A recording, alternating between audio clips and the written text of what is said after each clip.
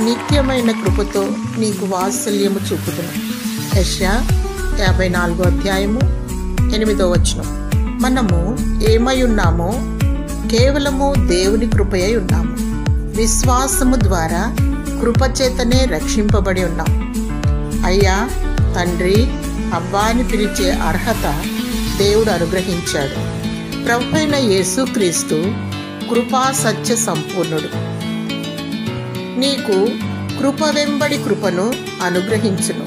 నీ పట్ల దేవుని కృప అధికమవును. లోకానికి వేరై దేవుని కొరకు పరిశుద్ధత కలిగి పునరుద్ధాన రాకడ కొరకు సిద్ధపడుతూ ఉండాలి.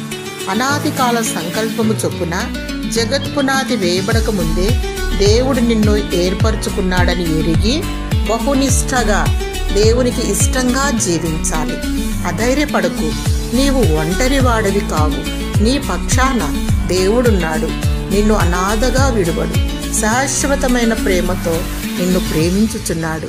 దేవుడు తన వాత్సల్యమును, కృపను చూపుచున్నాడు. ఆయన నీ పట్ల ఆయన ఒక్కరే నమ్మదగిన దేవుడు. తన వాగ్దానమును నీ పట్ల నెరవేర్చును. జీవగ్రంథమందు నీ పేరు లిఖింపబడిన నిన్ను వరుడు తన రథములో కొనిపోబడును. దేవుని స్తుతించు. దేవుని కృప నీకు తోడయుండును గాక. ఆమేన్.